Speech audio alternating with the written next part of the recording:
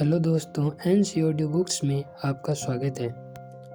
Option are 1984 दुखद आशावाद tragic optimism का मामला भाग 24 एडिथ विस्कोफ जॉल्सन की स्मृति को समर्पित, जिन्होंने 1955 के आरंभ में लोगोथेरेपी के विषय में महत्वपूर्ण प्रयास किए और इस क्षेत्र में अतुलनीय योगदान दिया।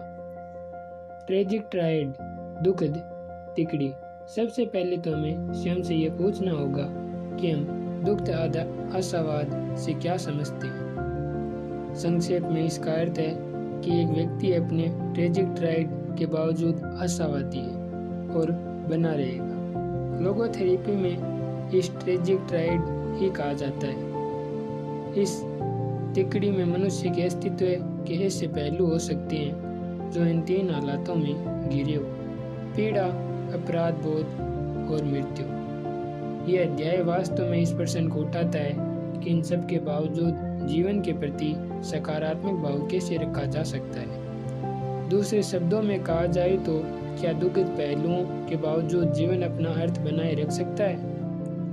जो भी हो, यह वाक्यांश की जीवन के प्रति हर हालत में सकारात्मक भाव कैसे रखें, saying yes to life in spite of everything, जो मेरी एक जर्मन पुस्तक का शीर्षक भी है, ये मानकर चलता है कि जीवन हर दशा में अर्थपूर्ण होता है, भले ही वह दशा कितनी भी कष्टकारी या पीड़ादायी क्यों न हो। इसके साथ ही हम यह भी मानकर चलते हैं कि मनुष्य में नकारात्मक पक्षों को सकारात्मक या रचनात्मक रूप देने की पूरी क्षमता होती है।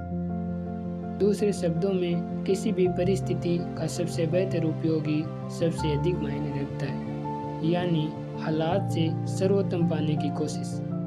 लैटिन भाषा में इसे ऑप्टिमम कहते हैं। इस तरह मैं जिस ट्रेजिक ऑप्टिमिज्म की बात कर रहा हूँ, उसके अनुसार मनुष्य को दुखद हालात में बेहतरी की आशा बनाए रखनी चाहिए और उस मानवीय संभावना का आदर करना चाहिए जो इस आशा को हमेशा पूरा करती है।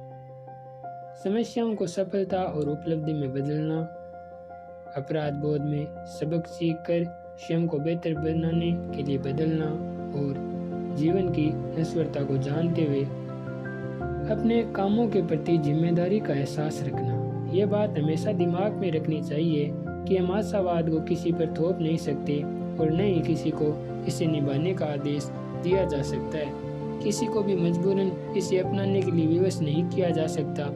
आशा के साथ साथ प्रेम और विश्वास के मामले में भी यही कहा जा सकता है। ये न तो किसी से छीने जा सकते हैं, न ही इन्हें किसी को जबरन सौंपा जा सकता है। यूरोपियन लोगों के लिए यह अमेरिकी सभ्यता का एक लक्षण है, जहाँ व्यक्ति को बार बार खुश रहने का हुक्म दिया जाता है। खुशी के पीछे भागने से वह हासिल नहीं होगी, यह स्वतः ही आपके जीवन में आती है। व्यक्ति के पास खुश होने का कोई कारण होना चाहिए। जब एक बार कारण सामने आ जाता है तो व्यक्ति अपने आप ही खुश हो जाता है। जैसा कि हम देखते हैं, मनुष्य अपने लिए खुशी की नहीं बल्कि खुश रहने के कारण की तलाश में रहता है। इसे पाने के लिए वह किसी भी हालात में छिपे अर्थ को पहचान कर उसे साकार कर सकता है। कारण की यह आवश्यकता दूसरे मानवीय गुण हास्य में भी दिखाई देती है। अगर आप चाहते हैं कि कोई हंसे तो आपको इसके लिए उसे एक कारण देना होगा। जैसे आपको उसे कोई चुटकुला सुनाना होगा। आप चाहकर भी उसे नकली हंसी के लिए उसका उत्साह नहीं सकते, उसे हंसने के लिए विवश नहीं कर सकते। अगर ऐसा हुआ भी तो जिस तरह लोग कैमरे के आगे खड़े होकर चीज बोलते हुए नकली मुस्कान देते हैं, उसी तरह यह हंसी भी नकली होगी और तुरंत पकड़ में आ जाएगी। वैसे ही जैसे तस्वीरों में किसी की नकली मुस्कान एक पल में पकड़ में आ जाती है। लोगोथेरेपी में व्यवहार का यह स्वरूप हाइपर इंटेंशन या इच्छा की अति कहलाता है।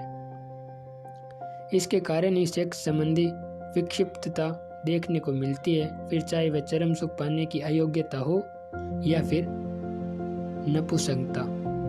कोई रोगी खुद को चरम सुख पाने के लिए जितना विवश करता चला जाता है,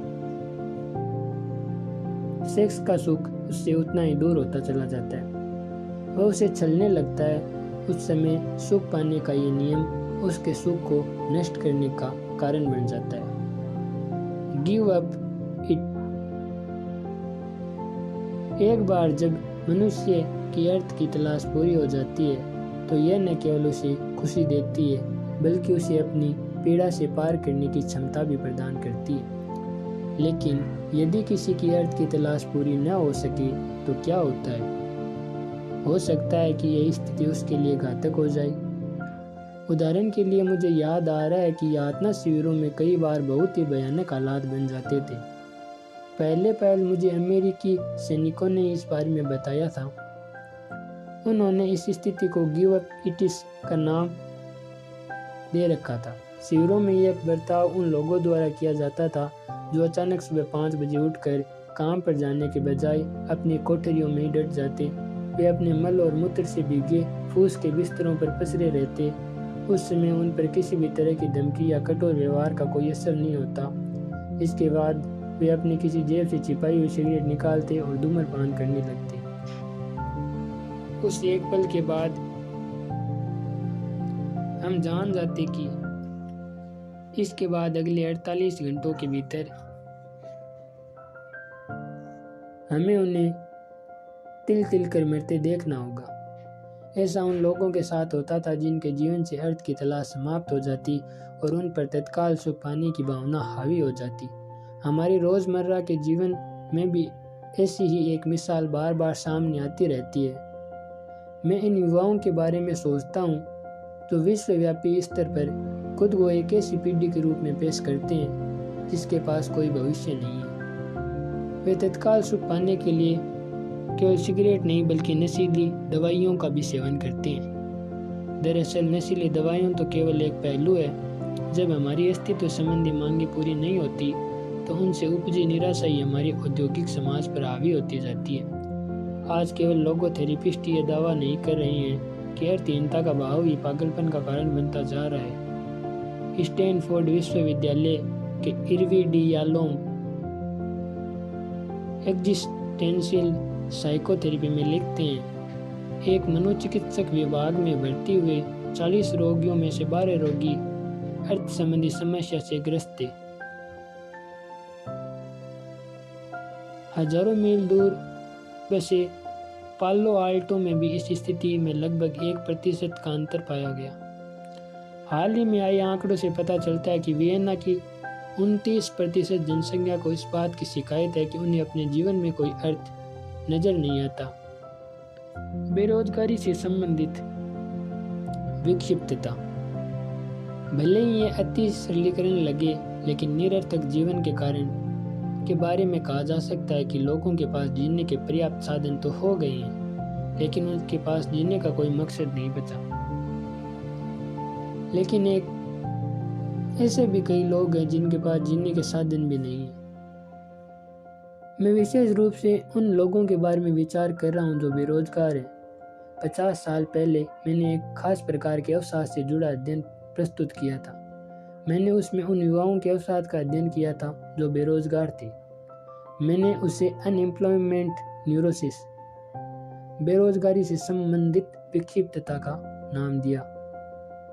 मैंने यह विचार प्रस्तुत किया कि यह विक्षिप्तता या पागलपन सही मायनों में दोहरी भ्रमपूर्ण पहचान के रूप में सामने आता है। जब उन्हें यह लगता है कि उनके पास कोई रोजगार नहीं है तो वे खुद को नाकारा मानने लगते हैं, और नाकारा होने का मतलब था निरर्थक जीवन। इस अध्ययन के बाद मैं युवा रोगियों को युवा संगठनों, प्रौढ़ शिक्षा, सार्वजनिक पुस्तकालय आदि से जुड़ने के लिए राजी करने में सफल रहा। दूसरे शब्दों में कहें तो जो ही उन्होंने अपने खाली समय का सदुपयोग करते हुए उसे स्वैच्छिक या वेतनहीन लेकिन सार्थक गतिविधियों में बिताना शुरू किया तो उनकी उदासीनता जाती रही। हालांकि इस तरह उनकी आर्थिक स्थिति में तो कोई बदलाव नहीं आया और उनकी भूख ज्यों की त्यों ही रही। यह भी सच है कि केवल दूसरों की भलाई करके ही अपना जीवन नहीं जिया जा सकता, लेकिन ऐसा करने से उनके हालात में सुधार जरूर हुआ। व्यक्ति की सामाजिक आर्थिक स्थिति से उपजे अनएम्प्लॉयमेंट न्यूरोसिस के साथ साथ और भी कई प्रकार के अवसाद होते हैं जिन्हें साइकोडायनेमिक या बायोकेमिकल, क्रमशः मानसिक सक्रियता या जैव रासायनिक अवस्थाओं से जोड़ा जा सकता है। फिर चाहे मामला जो भी हो, उनके अनुसार ही उन्हें साइकोथेरेपी या फार्माकोथेरेपी लेने की सलाह दी जाती है। जहाँ तक जीवन में अर्थहीनता का प्रश्न है, हमें इस तथ्य को न तो भूलना चाहिए और न ही इसकी उपेक्षा करनी चाहिए कि यह पैथोलॉजी का विषय नहीं बल्कि न्यूरोसिस का लक्षण है। मैं तो कहूँगा कि यह किसी की मानवता का प्रमाण भी है। हालांकि इसका शरीर कि किसी भी अवस्था दशा से कोई लेना देना नहीं है, लेकिन इसके कारण पैथोलॉजी संबंधी प्रतिक्रिया सामने आ सकती है। जरा युवा पीढ़ी के मास न्यूरोटिक सिंड्रोम, सामूहिक विक्षिप्तता लक्षण पर गौर करें। इस बात के भरपूर प्रमाण मिलते हैं कि इस सिंड्रोम के 3 पहलू हैं: उदासीनता, आक्रामकता और लत। इनके कारण ही जीवन में अधूरेपन व अर्थहीनता का एहसास होता है, जिसे हमारी लोगोथेरेपी में अस्तित्व संबंधी खालीपन कहा गया है। हालांकि उदासीनता के हर मामले को आप जीवन की निरर्थकता से नहीं जोड़ सकते और न ही इसे आत्महत्या से जोड़ा जाना चाहिए, जिसकी संभावना उदासीनता के कारण पैदा होती है। आत्महत्या के हर मामले को जीवन की निरर्थकता से नहीं जोड़ सकते, लेकिन यह भी तय है कि अगर हम उस व्यक्ति के जीवन को कुछ मूल्य व अर्थ दे पाते तो संभवतः वह आत्महत्या जैसा कदम न उठाता।